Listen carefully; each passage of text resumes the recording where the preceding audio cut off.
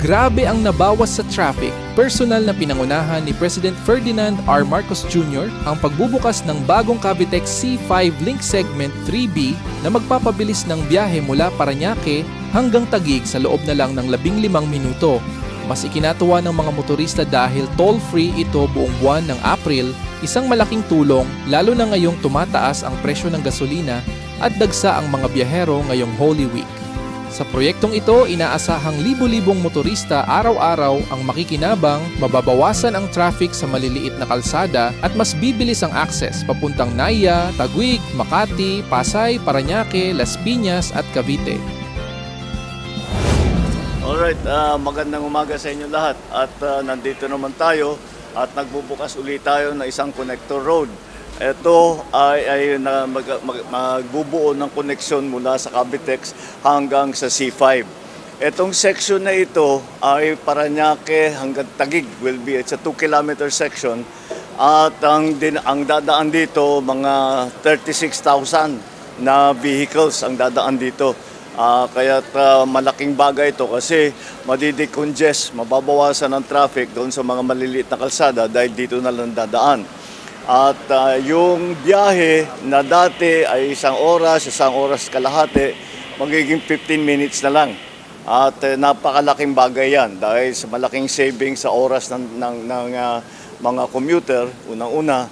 Pangalawa, kagaya ng ating mga laging iniisip ngayon dahil nga sa kaguluhan sa Middle East, ay napakalaking savings ito sa gasolina, sa crudo, sa fuel. At hindi maliit na bagay ang babawasan mo, ang biyahe mo mula sa isang oras kalahati hanggang 15 minutes. Malaking savings yan. Kaya ito ay kasama sa ating utos na nanggaling sa uplift na ating ginagawa na buksan lahat ng mga daan upang maging mas maginhawa ang pagbiyahe ng ating mga traveling public. At bukod pa ron ay nais kong i-announce na ito, toll-free ito buong Abril. Mula ngayon hanggang end of April, toll-free ngayon muna dito. At para naman ay mapagbigyan ng ating mga kababayan na dumadaan dito, lalong-lalo na ngayon na Holy Week na ngayon at maraming bumabiyahe. Kaya ito ay patuloy namin ginagawa at bubuksan natin sa, I think later on, bukas meron na naman bubuksan. I don't know kung makapag-attend ako pero may bubuksan na naman and that is which one? Cabanatuan, sir. Tama, this is the one we were talking about. So, Cabanatuan to Ano po, mula Tarlac po hanggang Cabanatuan. that's another para na naman sa ibang section ng Luzon. Ating binubuksan itong mga Central Luzon, ito naman Southern.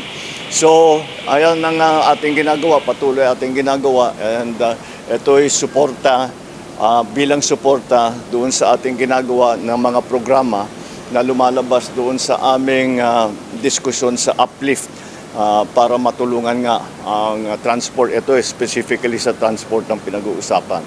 So, patuloy natin gagawin ito and dahil nais natin talagang maging mas mabilis, mas maginhawa at mas ligtas ang pagbiyahe ng ating mga kababayan. Thank you. Tulad na sinabi ng ating Pangulo, no, magbukas pa tayo ng mga iba't ibang mga kalsada tulad nitong expressway for 2 reasons.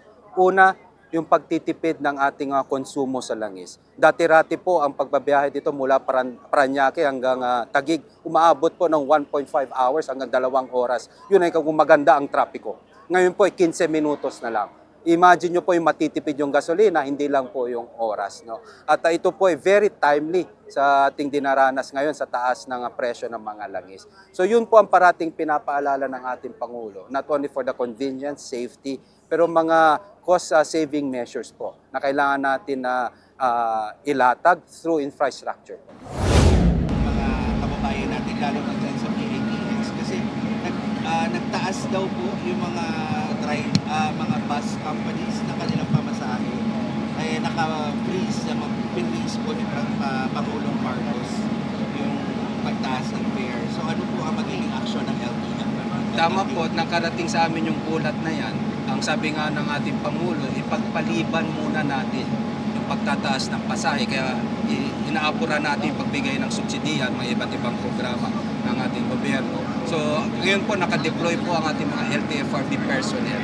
No, iparating po yung mga iba namang natin mga kababayan, iparating po sa amin sa DOTRs kay LTFRB at makakaasa po kayo na issuean namin ng show cause order ang mga bus operators, mga pampublikong sasakyan na nagtaas ang pamasahe na walang pahintuan. Pero makikiusap na rin po kami sa ating mga bus operators, mga transport public utility vehicles operators natin na huwag na sila magtaas ng pasahe natin. Sapagkat nga po, kayo po ay regulated, ang mga pagtaas na wala pong approval ng ating LTFRB is a ground for revocation or suspension of your franchises. Sir, yung buksan tomorrow, will that be the last one before the at this point? Yes, the last one before ulit. Pero madami pa pong The next weeks. in the next, madami pa pong nakapila. Secretaries, on new investments, ano yung mga may kay Segpal ulit?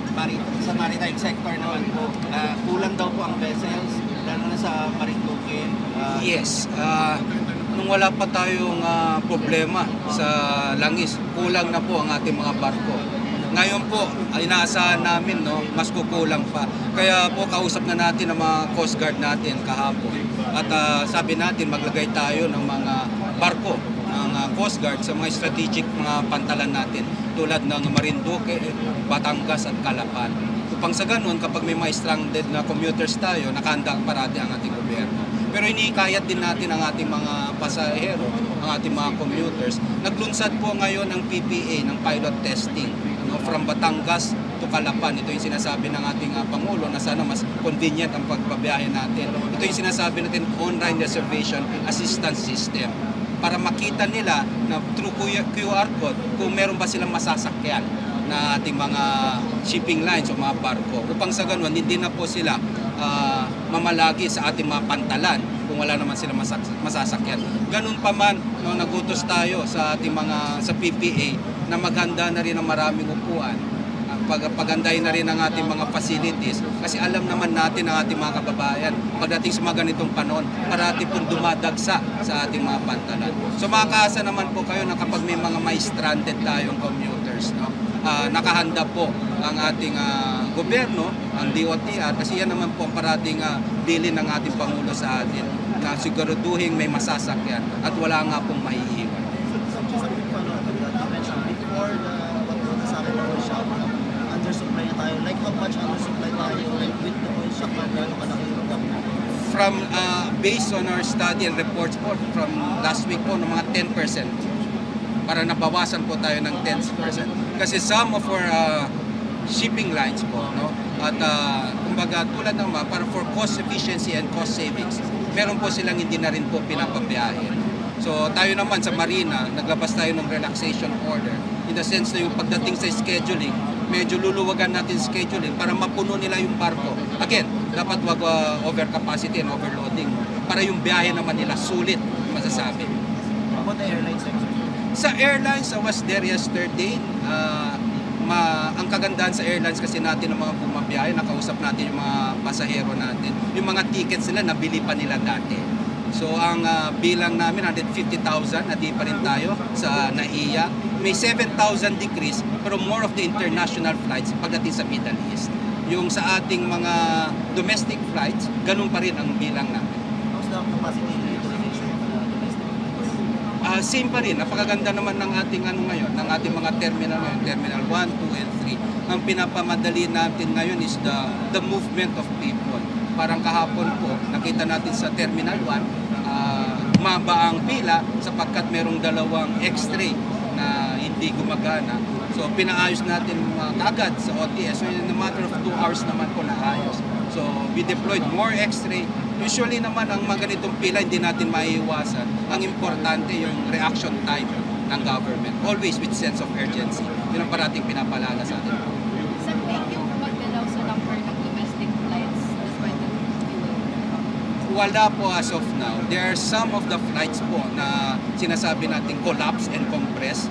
Yung management prerogative ng airlines natin. Pero yung mga nabigyan po ng ticket at nakabili, may masasakyan pa rin po sila. Okay, thank you Thank po. you so much, Thank you. guys. Transport sector and how much investments we need with those? Well, ang pinakamalaking choke point is the Maharlika Highway system, no, from North Luzon to Mindanao. Yun ang pinakamabuti. Kaya nga, ngayon nga, after this, diretso ako ng Quezon para inspeksyonin ko yung nangyayari dun sa pagbubukas natin ng lahat ng mga obstruction sa Maharlika Highway. In fact, nakikipagtulungan tayo sa DOTR, sa LTO, sa PNP at sa DILG para masigurado, lalo na ngayong Holy Week, free from obstruction yung ating MacArthur and Maharlika Highway system. Kasi nga, malaking bagay yon sa pagtitipid eh. Hindi lang sa bilis ng biyahe, kundi sa tipid sa konsumo ng krudo. So, lahat yan kailangan ayusin ng mabilis. And yan naman ang direktiba ni Pangulo. So, magsisimula na yung major rehabilitation ng Maharlika Highway ngayong April and May. No? So, yan. This year, ang budget natin is roughly about 16 to 17 billion pesos this year alone. That will be augmented pa by additional investments next year. Sir, hanggang Bicol. Pati Samar. Pati Samar, pati Region 13 sa Northern Mindanao. Kasama yun. Sa mga major na ayusan this year. Sec, ano that you see sa the logistics, transport sector, and how much investments will we need with those? Well, ang pinakamalaking choke point is the Maharlika Highway system, no, from North Luzon to Mindanao. Yun ang pinakamabuti. Kaya nga, ngayon nga, after this, diretso ako ng Quezon para inspeksyonin ko yung nangyayari dun sa pagbubukas natin ng lahat ng mga obstruction sa Maharlika Highway. In fact, nakikipagtulungan tayo sa DOTR, sa LTO, sa PNP at sa DILG para masigurado, lalo na ngayong Holy Week, free from obstruction yung ating MacArthur and Maharlika Highway system. Kasi nga, malaking bagay yon sa pagtitipid eh. Hindi lang sa bilis ng biyahe, kundi sa tipid sa konsumo ng krudo. So, lahat yan kailangan ayusin ng mabilis. And yan naman ang direktiba ni Pangulo. So, magsisimula na yung major rehabilitation ng Maharlika Highway ngayong April and May. No? So, yan. This year, ang budget natin is roughly about 16 to 17 billion pesos this year alone. That will be augmented pa by additional investments next year. Sir, hanggang Bicol. Pati Samar. Pati Samar, pati Region 13 sa Northern Mindanao. Kasama yun. Sa mga major na ayusan this year.